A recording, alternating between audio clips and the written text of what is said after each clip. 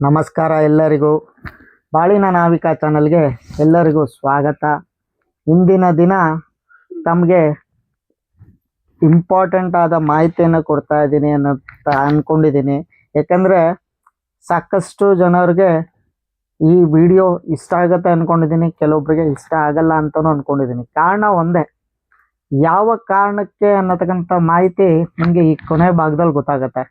ಅಂದರೆ ಈ ಭಾಗದಲ್ಲಿ ವಾಸ್ತುವಿನ ವಿಚಾರಕ್ಕೆ ಹೋದಾಗ ಮುಹೂರ್ತದ ಭಾಗ ಅಂತ ನಾನು ತೊಗೊತಾ ಇದ್ದೀನಿ. ಅಂದರೆ ಯಾವುದಪ್ಪ ಅದು ಮುಹೂರ್ತ ಅನ್ನತಕ್ಕಂಥದ್ದು ನಾನು ನಿಮಗೆ ಈ ವಿಡಿಯೋಲೇ ತಿಳಿಸ್ಕೊಡ್ತೀನಿ. ಏನು ಅನ್ನೋದು ಮುಹೂರ್ತ ಅಂದರೆ, ಯಾವುದೇ ಒಂದು ತಮಗೆಲ್ಲ ಗೊತ್ತಿರ್ಬೋದು, ಯಾವುದೇ ಒಂದು ದೇವಸ್ಥಾನಕ್ಕೆ ಹೋದಾಗ ಅಥವಾ ನಮ್ಮ ಮನೆಯಲ್ಲಿ ಶುಭ ಕಾರ್ಯಾದಿಗಳು ಮಾಡೋವಂಥ ಸಮಯದಲ್ಲಿ ತಮಗೆಲ್ಲ ಒಂದು ಯಾರೋ ಒಬ್ಬ ವ್ಯಕ್ತಿ ಬಂದಿದ್ದಾರೆ, ಅಂದರೆ ಬ್ರಾಹ್ಮಣರು ಬಂದಿದ್ದಾರೆ, ಆವತ್ತಿನ ದಿನ ಶುಭ ಇದೆಯೋ ಇಲ್ವೋ ಗೊತ್ತಿಲ್ಲ, ನಾವು ಯಾವುದೋ ಒಂದು ಸಮಯ ಹಾಕೊಂಡಿದ್ದೀವಿ, ತಮಗೆಲ್ಲ ಅವ್ರು ಹೇಳ್ಬೋದು, ಅಂದರೆ ಅವ್ರು ಹೇಳ್ತಾ ಇರ್ತಾರೆ, ತಾವು ಕೇಳ್ಬೋದು, ಶುಭ ದಿನ, ಶುಭ ತಿಥಿ, ಶುಭ ವಾರ, ಶುಭ ಯೋಗ, ಶುಭ ಕರಣ, ಅಂದರೆ ಎಲ್ಲ ಶುಭ ಶುಭ ಶುಭ ಅಂತಲೇ ಹೇಳ್ತಾ ಇರ್ತಾರೆ. ಆದರೆ ಅವತ್ತಿನ ದಿನ ಶುಭ ಇದೆಯೋ ಇಲ್ವೋ ಗೊತ್ತಿಲ್ಲ, ಆದರೆ ಶುಭ ಅನ್ನೋದು ಮಾತ್ರ ಹೇಳ್ತಾ ಇರ್ತಾರೆ. ಅಂದರೆ ಅವ್ರು ಏನು ಹೇಳ್ತಾರೆ ಅಂದರೆ, ಏನೇ ನಮ್ಮಿಂದ ತಪ್ಪಾಯಿದ್ರು ಭಗವಂತ ಒಂದು ಮಾಡಿದ ತಪ್ಪನ್ನು ಕ್ಷಮಿಸಪ್ಪ, ಆದರೆ ಈ ಕಾರ್ಯನ ಅಭಿವೃದ್ಧಿ ಆಗೋಂಗೆ ಮಾಡಿಕೊಡಪ್ಪ ಅನ್ನೋದಕ್ಕಂಥ ಮಾಹಿತಿ ತಮಗೆ ತಿಳಿಸ್ತಾ ಹೋಗ್ತಾರೆ. ಆದರೆ ತಮಗೆಲ್ಲ ಇಲ್ಲಿ ಕೊಡೋದಂಥ ಮಾಹಿತಿ ತಮಗೆಲ್ಲ ಒಂದು ನಗುನು ಬರುತ್ತೆ. ಕೆಲವೊಬ್ಬರಿಗೆ ಒಂದು ಈ ವಿಡಿಯೋ ನೋಡಿದ ತಕ್ಷಣ ಈ ಜ್ಯೋತಿಷ್ಯರಿಗೆ ಆಗಿರ್ಬೋದು, ಆದರೆ ಈ ಕೆಲವೊಬ್ರು ಒಂದು ಬ್ರಾಹ್ಮಣ ವಿಚಾರದಲ್ಲೇ ಬಂದಿರ್ಬೋದು, ಕೆಲವೊಬ್ರಿಗೆ ಸಿಟ್ಟು ಕೂಡ ಬರುತ್ತೆ. ಯಾವ ಒಂದು ಕಾರಣಕ್ಕಪ್ಪ ಅಂದರೆ, ಈ ವಿಡಿಯೋ ಅಷ್ಟು ಇಂಟ್ರೆಸ್ಟಿಂಗ್ ಇದೆ. ಏನು ಅಂದರೆ, ಯಾವ ಸಮಯದಲ್ಲಿ ಗುದ್ಲಿ ಪೂಜೆ ಮಾಡಬೇಕು ಅನ್ನೋದು ತಮಗೆಲ್ಲ ತಿಳಿಸಿದ್ದೆ. ಅಂದರೆ 4 ಭಾಗಗಳಿದೆ. ಅಂದರೆ ಗುದ್ಲಿ ಪೂಜೆ ಹಾಗೂ ಒಂದು ವಾಸ್ಕಲ್ಲಿನ ಒಂದು ಪೂಜೆ, ಅಂದರೆ ವಾಸ್ಕಲ್ಲಿಡುವಂಥದ್ದು ಜಾಗ, ಒಂದು ಮೇಲೆ ಚಾವಣಿ ಹಾಕೋದಂಥ ಸಮಯ, ಹಾಗೂ ಒಂದು ಒಂದು ಗ್ರೂಪ್ ಪ್ರವೇಶ ಅನ್ನತಕ್ಕಂಥ ಇರತಕ್ಕಂಥ ಡೇಟು ಸಮಯ, ಯಾವ ಸಮಯದಲ್ಲಿ ನಾವು ಮಾಡಬೇಕು ಅನ್ನತಕ್ಕಂಥ ಹಿಂದೆ ವಿಚಾರದಲ್ಲಿ ಹೇಳಿದ್ದೆ. ಅಂದರೆ ಯಾವ ಸಮಯದಲ್ಲಿ ನಾವು ಮಾಡಿದ್ದೆ ಆದರೆ ನಮಗೆ ಶುಭ ಅನ್ನತಕ್ಕಂಥ, ಅಂದರೆ ರಾಜಯೋಗದಲ್ಲಿ ಮಾಡಿದ್ದೆ ಆದರೆ ಆ ಮನೆಗೆ ಶುಭಕರ ಅಂತ ತಮಗೆ ಹೇಳಿದ್ದೆ. ಆದರೆ ಈ ವಿಡಿಯೋಲಿ ಯಾವುದ್ರ ಬಗ್ಗೆ ಮಾಹಿತಿ ಕೊಡ್ತೀನಪ್ಪ ಅನ್ನೋದಾದರೆ, ಪಂಚಾಂಗದಲ್ಲಿ ನಾವು ಏನು ನೋಡಿ ಏನು ನೋಡ್ಕೋಬೇಕು ಅನ್ನತಕ್ಕಂಥ ಮಾಹಿತಿ. ಅಂದರೆ ತಮಗೆ ತಿಳಿದಿರಲಿ, ಯಾವ ಮಾಸದಲ್ಲಿ ನಾವು ಏನು ಮಾಡಿಸಿದ್ರೆ, ಅಂದರೆ ಒಂದು ನಮಗೆ ಸಮಯ ಇಲ್ಲ, ಯಾವುದೋ ಒಂದು ಸಮಯ ಕೊಟ್ಟರು ಆ ಸಮಯ ನಮ್ಗೆ ಒಳ್ಳೇದಾ ಕೆಟ್ಟದಾ ಅನ್ನೋದು ನಾವು ಕೇಳಲೇ ಇಲ್ಲ. ಆದರೆ ಅರ್ಜೆಂಟು, ಯಾವುದೇ ಒಂದು ಮನುಷ್ಯನಿಗೆ ಏನೇ ಒಂದು ಮಾಡೋಕ್ಕಾರೂ ಅರ್ಜೆಂಟು. ಹಾಗಾಗಿ ಇವಾಗಿನ ಸಮಯ ಏನಪ್ಪ ಅಂದರೆ, ಫಾಸ್ಟ್ ಫುಡ್ ಫಾಸ್ಟ್ ಲೈಫ್. ಅಂದರೆ ಬೇಗ ಬರ್ತಾನೆ, ಬೇಗ ಹೋಗ್ತಾ ಇರ್ತಾನೆ ಮಾಡಿ ಮೇಲೆ, ಅಂದರೆ ಅವನ ಒಂದು ಹಾದಿನ ಬೇಗ ಹಿಡಿತಾನೆ. ಅದು ಏನೇ ಒಂದು ತಪ್ಪುಗಳು ಮಾಡಿದ್ರು ಒಬ್ಬ ಮನುಷ್ಯನಿಂದನೇ ಆಗೋದು. ಆದರೆ ಯಾವುದೇ ಕಾರಣದಲ್ಲೂ ಯಾವುದೇ ಒಬ್ಬ ಜ್ಯೋತಿಷಿನಿಂದನೂ ಆಗಲ್ಲ, ಯಾವುದೇ ಒಬ್ಬ ಒಂದು ಬ್ರಾಹ್ಮಣನಿಂದನೂ ಆಗಲ್ಲ. ಯಾಕಂದರೆ ಯಾವುದೇ ಒಬ್ಬ ಬ್ರಾಹ್ಮಣನಾಗಿರ್ಬೋದು, ಯಾವುದೇ ಸಮಯ ಆಗಿರ್ಬೋದು, ಅವನು ನೋಡೇ ಇಟ್ಕೊಡೋವಂಥದ್ದಾಗಿರ್ಬೇಕು.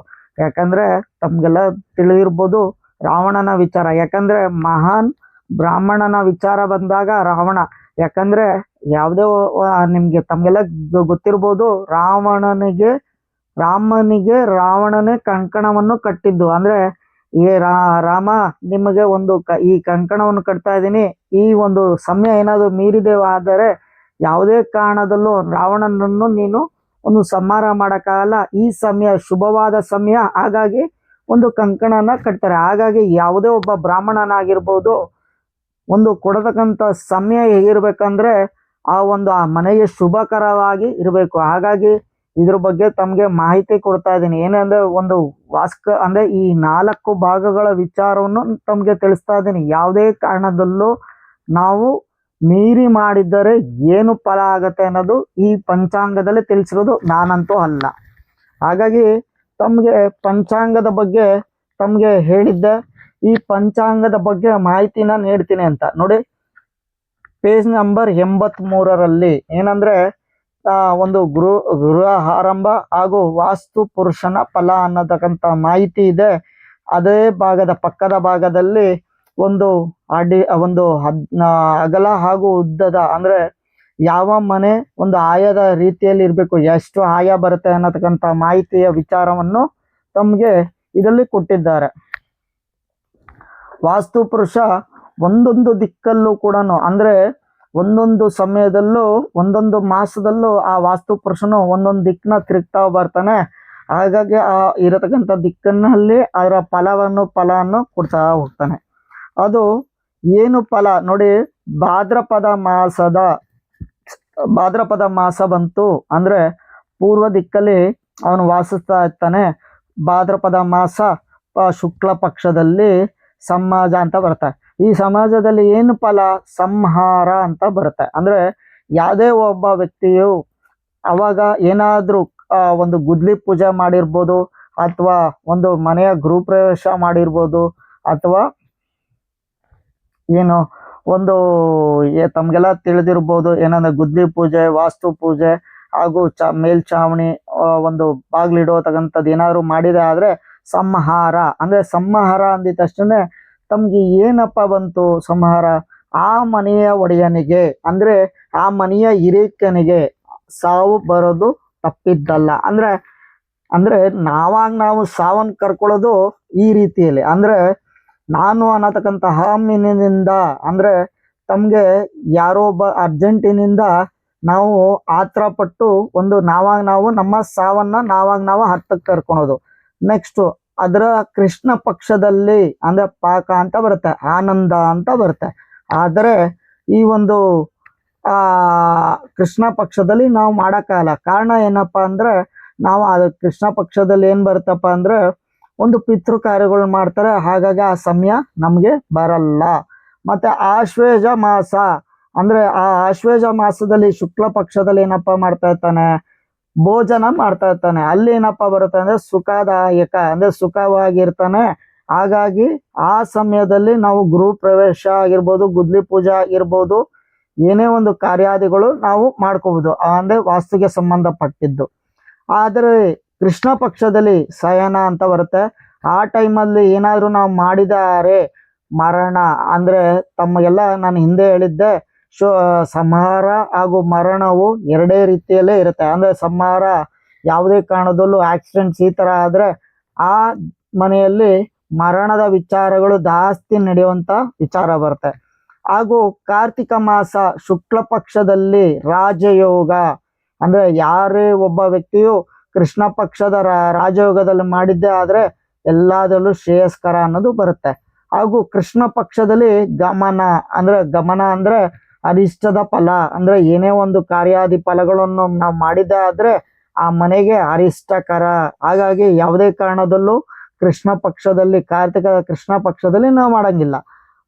ತದನಂತರ ದಕ್ಷಿಣ ದಿಕ್ಕು, ಅಂದ್ರೆ ಆ ಒಂದು ದಕ್ಷಿಣ ದಿಕ್ಕಿಗೆ ಒಂದು ವಾಸ್ತು ಪುರುಷನು ಮಲಗ್ತಾನೆ. ಆ ದಿಕ್ಕಲ್ಲಿ ಆ ಒಂದು ಮಾಸದಲ್ಲಿ ಫಲಗಳು ಹೇಗಿರುತ್ತಪ್ಪ ಅಂದ್ರೆ ಮಾಘಶಿರ ಮಾಸ ಸಮಾಜ ಅಂತಾನೆ ಬರುತ್ತೆ. ಶುಕ್ಲ ಪಕ್ಷದಲ್ಲಿ ಅದರಲ್ಲೂ ಕೂಡ ಸಂಹಾರ. ಹಾಗೂ ಕೃಷ್ಣ ಪಕ್ಷದಲ್ಲಿ ಪಾಕ ಅನ್ನೋದು ಬರುತ್ತೆ, ಅದು ಆನಂದ. ಹಾಗೂ ಪುಷ್ಯ ಮಾಸ ಅದರಲ್ಲಿ ಭೋಜನ ಮಾಡ್ತಾ ಇರ್ತಾನೆ, ಹಾಗೂ ಅದರ ಫಲ ಸುಖಕರ. ಹಾಗಾಗಿ ಶುಕ್ಲ ಪಕ್ಷದಲ್ಲಿ ಪುಷ್ಯ ಮಾಸದಲ್ಲಿ ಮಾಡಿದೆ ಆದರೆ ಶುಭಕರ, ಹಾಗೂ ಕೃಷ್ಣ ಪಕ್ಷದಲ್ಲಿ ಮಾಡಿದೆ ಶಯನ, ಆ ಸಮಯದಲ್ಲಿ ಮಾಡಿದೆ ಆದ್ರೆ ಮರಣವನ್ನು ಹೊಂದುತ್ತಾರೆ ಆ ಮನೆಯ ಒಡೆತಿ ಯಾರಾದ್ರೂ ಆಗಿರ್ಬೋದು. ಹಾಗೂ ಮಾಘ ಮಾಸ ತಮ್ಗೆಲ್ಲರಿಗೂ ಗೊತ್ತಿರ್ಬೋದು, ಆ ಸಮಯದಲ್ಲಿ ರಾಜಯೋಗ ಬರುತ್ತೆ. ಅದು ಶುಕ್ಲ ಪಕ್ಷದಲ್ಲಿ ರಾಜಯೋಗದಲ್ಲಿ ನಾವು ಮಾಡಿದಾದ್ರೆ ಎಲ್ಲ ನಮ್ಮ ಕಾರ್ಯಾದಿಗಳು ಶುಭಕರವಾಗಿ ಎಲ್ಲ ಆ ಮನೆಯಲ್ಲಿ ಇರತಕ್ಕಂಥ ಸಂಪತ್ತು ಅಭಿವೃದ್ಧಿ ಅನ್ನೋ ಸ್ಥಾನವನ್ನು ಹೊಂದುತ್ತೆ. ಹಾಗೂ ಕೃಷ್ಣ ಪಕ್ಷದಲ್ಲಿ ಗಮನ ಅಂತ ಬರುತ್ತೆ. ಆ ಕೃಷ್ಣ ಪಕ್ಷದಲ್ಲಿ ಏನಾದ್ರು ಅರ್ಜೆಂಟ್ ಪಟ್ಟು ಮಾಡಿದ್ದೆ ಆದರೆ ಆ ಮನೆಗೆ ಅರಿಷ್ಟಕರ, ಅಂದ್ರೆ ದರಿದ್ರತೆಯನ್ನು ಹೊಂದಿರುತ್ತೆ ಅನ್ನೋದು ಮಾಹಿತಿ ಇದೆ. ಆಯ್ತು, ನೆಕ್ಸ್ಟ್ ಏನಪ್ಪ, ಒಂದು ವಾಸ್ತು ಪುರುಷ ಪಶ್ಚಿಮ ದಿಕ್ಕಲ್ಲಿ ಮಲ್ಗತಕ್ಕಂಥ ಮಾಹಿತಿ ಇದೆ. ಆ ಪಾಲ್ಗುಣ ಮಾಸ ತಮ್ಗೆಲ್ಲ ಗೊತ್ತಿರೋ ಹಾಗೆ ಸಮಾಜ ಅಂತ ಬರುತ್ತೆ ಶುಕ್ಲ ಪಕ್ಷದಲ್ಲಿ. ಆ ಸಮಯದಲ್ಲೂ ಕೂಡ ಸಂಹಾರ. ಪಾಕದಲ್ಲಿ ಏನಾದ್ರು ಕೃಷ್ಣ ಪಕ್ಷದಲ್ಲಿ ಪಾಕ ಅಂತ ಬರುತ್ತೆ, ಅದಲ್ಲಿ ಆನಂದಕರ, ಅದು ಫಲಾನುಸಾರ. ನಾವು ಯಾವುದೇ ಒಂದು ಏನೇ ಒಂದು ಕಾಲ ನೋಡೋಕ್ಕಾರೆ ಯಾವ ಹಬ್ಬ ಹರಿದಿನಗಳು ಇರುತ್ತೆ ಅನ್ನೋದು ಕೂಡ ನಾವು ನೋಡ್ಬೇಕಾಗತ್ತೆ. ಹಾಗೂ ಚೈತ್ರ ಮಾಸದಲ್ಲಿ ಭೋಜನ ಮಾಡ್ತಾ ಇರ್ತಾನೆ. ಹಾಗೂ ಆ ಸಮಯದಲ್ಲಿ ಶುಕ್ಲ ಪಕ್ಷದಲ್ಲಿ ಒಂದು ಸುಖಕರ ಅಂತ ಬರುತ್ತೆ. ಅದೇ ಕೃಷ್ಣ ಪಕ್ಷದಲ್ಲಿ ಶಯನ ಅಂತ ಬರುತ್ತೆ. ಹಾಗಾಗಿ ಮಲ್ಕೊಂಡಿರ್ತಾನೆ. ಹಾಗಾಗಿ ಆ ಟೈಮಲ್ಲಿ ಮರಣವನ್ನು ಕೊಡ್ತಾನೆ, ಅದರ ಫಲ ಬಂದು. ಆಯಿತು. ವೈಶಾಖ ಮಾಸ ರಾಜಯೋಗ, ಶುಕ್ಲ ಪಕ್ಷ, ಹಾಗಾಗಿ ಆ ಸಮಯದಲ್ಲಿ ಮಾಡಿದಾದ್ರೆ ನಮಗೆ ಶುಭದಾಯಕ ಅನ್ನೋದು ಬರುತ್ತೆ. ಹಾಗೂ ಕೃಷ್ಣ ಪಕ್ಷದಲ್ಲಿ ಬಂದರೆ ಗಮನ ಅಂದರೆ ಅರಿಷ್ಟಕರ ಅಂತ ಬರುತ್ತೆ. ಆಯಿತು. ಕೊನೆಯ ಭಾಗವಾದ ಉತ್ತರ ದಿಕ್ಕಲ್ಲಿ ಏನಾದರೂ ಆ ಒಂದು ವಾಸ್ತುಪುರುಷನು ಮಲಗಿರ್ತಾನಪ್ಪ, ಅವನಿಂದ ನಮಗೆ ಏನು ಫಲ ಸಿಗುತ್ತೆ ಅನ್ನತಕ್ಕಂಥ ಮಾಹಿತಿ. ಜ್ಯೇಷ್ಠ ಮಾಸ ತಮಗೆಲ್ಲ ತಿರುಬೋದು, ಸಮಾಜ, ಅದು ಸಂಹಾರ ಅನ್ನೋದೇ ಬರುತ್ತೆ. ಅದೇ ಒಂದು ಕೃಷ್ಣ ಪಕ್ಷದಲ್ಲಿ ಏನಾದ್ರು ಮಾಡಿದ್ದಾದ್ರೆ ಆನಂದದಾಯಕ. ಅದೇ ಆಷಾಢ ಮಾಸ, ಆಷಾಢದಲ್ಲಿ ನಾವೇನಾದ್ರು ಗುದ್ಲಿ ಪೂಜೆ ಏನಾದ್ರು ಮಾಡ್ಬೋದಾ? ಆ ಸಮಯದಲ್ಲಿ ಭೋಜನ ಮಾಡ್ತಾ ಇರ್ತಾನಪ್ಪ, ಸೌಖ್ಯ ಅನ್ನೋದು ಬರುತ್ತೆ ಶುಕ್ಲ ಪಕ್ಷದಲ್ಲಿ. ಅದೇ ಕೃಷ್ಣ ಪಕ್ಷದಲ್ಲಿ ಶಯನ ಅನ್ನೋದು ಬರುತ್ತೆ. ಆ ಶಯನ ಕಾಲದಲ್ಲಿ ನಾವು ಮಲಗಿರೋ ಸಮಯದಲ್ಲಿ ಏನೋ ಮಾಡಿದ್ರೆ ಆ ಮನೆಯ ಒಡೆಯನು ಮರಣನು ಅಂತಾನೆ. ಅದೇ ಶ್ರಾವಣ ಮಾಸದಲ್ಲಿ ಶುಕ್ಲ ಪಕ್ಷದಲ್ಲಿ ರಾಜಯೋಗ ಇರುತ್ತೆ, ಆ ಮನೆಗೆ ಅಭಿವೃದ್ಧಿ ಆಗುತ್ತೆ. ಹಾಗೂ ಕೃಷ್ಣ ಪಕ್ಷದಲ್ಲಿ ಗಮನ ಅಂತ ಬರುತ್ತೆ, ಅರಿಷ್ಟ ಅಂತ ಬರುತ್ತೆ.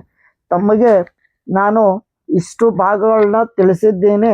ಹಾಗೂ ತಮಗೆ ಈ ಪಂಚಾಂಗದಲ್ಲಿ ಯಾವ ಒಂದು 83 ಅಂತ ಪೇಜ್ ನಂಬರ್ ಅನ್ನೋದು ತಿಳಿಸಿದ್ದೀನಿ. ಯಾವುದೇ ಕಾರಣದಲ್ಲೂ ನಿಮ್ಗೇನಾದ್ರು ನಾನು ಹೇಳಿರೋಂಥ ಮಾಹಿತಿ ಸತ್ಯ ಇಲ್ಲ ಅನ್ಸಿದ್ರೆ ತಾವೇ ತಮ್ಮ ಪಂಚಾಂಗ, ಅದೇ ನಿಮ್ಮ ಒಂದು ಯಾವುದೇ ಒಂದು ಜ್ಯೋತಿಷತ್ರ ಆಗಲಿ ಅಥವಾ ಒಂದು ಯಾವುದೇ ಒಂದು ಅಂಗಡಿ, ಅಂದರೆ ನಿಮಗೆಲ್ಲ ಗಂದಿಗೆ ಅಂಗಡಿಗಳು ಗೊತ್ತಿರ್ಬೋದು, ಆ ಭಾಗಕ್ಕೆ ಹೋಗಿ ಒಂದು ಪಂಚಾಂಗನ ತಗೊಂಡು 83 ಅಂದರೆ 83 ಪೇಜ್ ನಂಬರಲ್ಲಿ ನೋಡಿ ಯಾವ ದಿಕ್ಕಲ್ಲಿ ಏನೇನು ಆಗತ್ತೆ ಅನ್ನೋ ಮಾಹಿತಿ ಇದೆ.